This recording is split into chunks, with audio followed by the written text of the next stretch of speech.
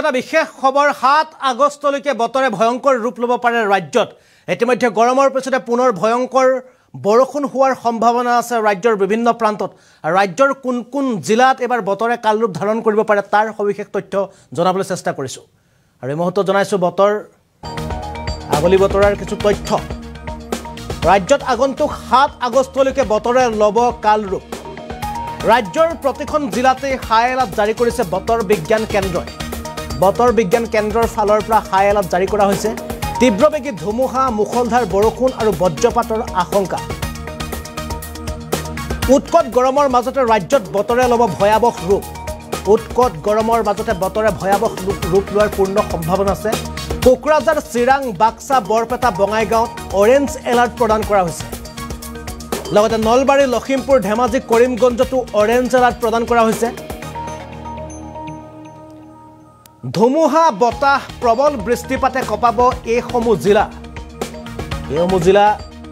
প্ৰবল বৃষ্টিপাতে কপোৱাৰ পূৰ্ণ সম্ভাৱনা আছে আগন্তুক 7 আগষ্টলৈকে বতৰে ল'ব কাল ৰূপ আৰু বতৰ বিজ্ঞান কেন্দ্ৰৰ ফালৰ পৰা এই মুহূৰ্তত জনাব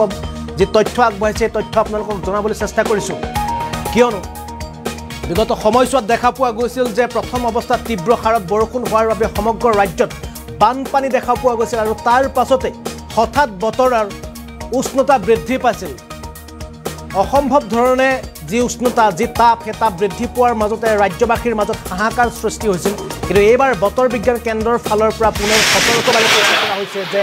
আগন্তুক 7 আগষ্টলৈকে ৰাজ্যৰ বহুকেইখন জিলাত বতৰে কাল ৰূপ ধাৰণ কৰিব পাৰে আৰু বিশেষকৈ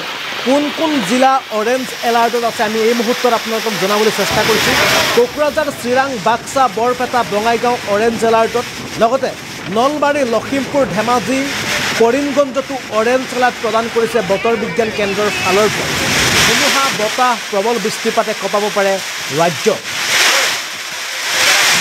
এই মুহূৰ্তত জনাইছোঁ বিশেষ খবৰ আগন্তুক 7 আগষ্টলৈকে বতৰে কাল ৰূপ ধাৰণ কৰাৰ পূৰ্ণ সম্ভাৱনা আছে যাৰ বাবে বতৰ বিজ্ঞান কেন্দ্ৰৰ ফালৰ পৰা সতৰ্কবাণী প্ৰেৰণ কৰা হৈছে